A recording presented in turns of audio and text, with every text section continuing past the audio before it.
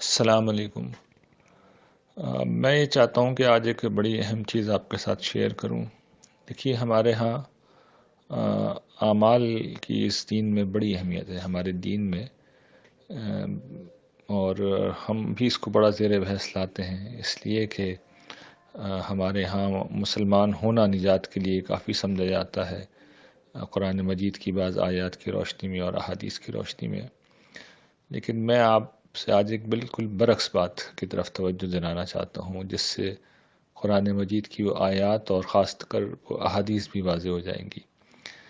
دیکھیے، قرآن مجید اور احادیث جس ایمان کی طرف توجہ دلاتے ہیں، اور جس کے بعد رسول اللہ صلی اللہ علیہ وسلم کہتے ہیں کہ ان زنا و ان سرقہ، یعنی ایسا آدمی چاہے زنا بھی کر لے اور چوری بھی کر لے وہ جنت میں جائے گا، یعنی مومن کے بارے میں جب حضور یہ کہتے ہیں، اور یہ کہتے ہیں قولوا لا الہ الا اللہ تفلحوا، لوگوں کہہ دو اللہ کے سوا کوئی معبود نہیں، تم جنت کی فلاح پا جاؤ گے، تو وہ نسلی ایمان نہیں ہوتا، یعنی میرا اور آپ کا ایمان وہ ایمان نہیں ہے، پیدائشی ایمان وہ ایمان نہیں ہے۔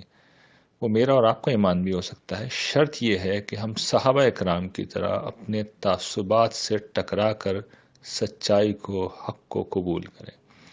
کوئی شخص اگر اس طرح ایمان لے آتا ہے تو اب میں آپ کو یقین دلاتا ہوں کہ پھر نہ کوئی گناہوں سے نقصان پہنچا سکتا ہے، اور کسی کی بڑی سے بڑی نیکی بھی اس ایمان کا مقابلہ نہیں کر سکتی۔ یعنی سارے اعمال اس جگہ پہ پہنچ کے ختم ہو جاتے ہیں جہاں سے وہ ایمان شروع ہوتا ہے۔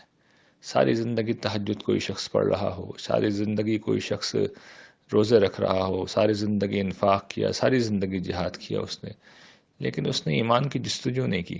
وہ جس فرقے پہ پیدا ہوا اسی پہ رہا، جس جگہ پہلی دفعہ جس عالم کے ساتھ بیٹھ گیا دوبارہ کہیں اور نہیں گیا، اس کے بعد ساری زندگی وہ کچھ بھی کرتا رہے۔ ہو سکتا ہے اللہ تعالیٰ اسے معاف کر دیں، کرم فرمائے، جنت میں داخل کریں، لیکن جس شخص نے اپنے تعصبات سے ٹکرا کر ایمان کو دریافت کیا، اس کا تو درجہ ہی بہت آگے سے شروع ہوگا۔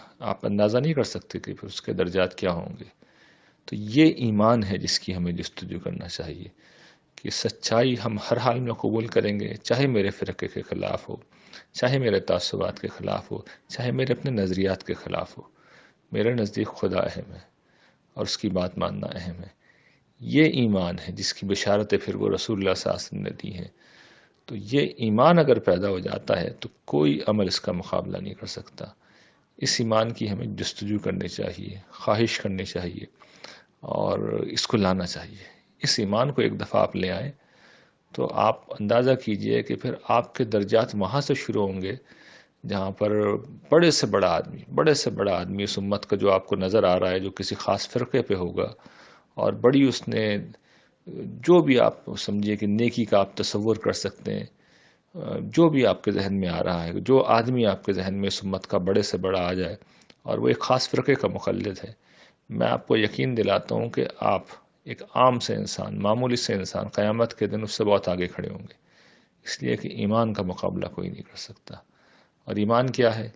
ایمان یہ ہے کہ میں نے اپنے تعصبات سے، اپنی خواہشات سے، اپنے مفادات سے ٹکرا کر صرف سچائی کو اور خدا کی مرضی کو قبول کرنا ہے۔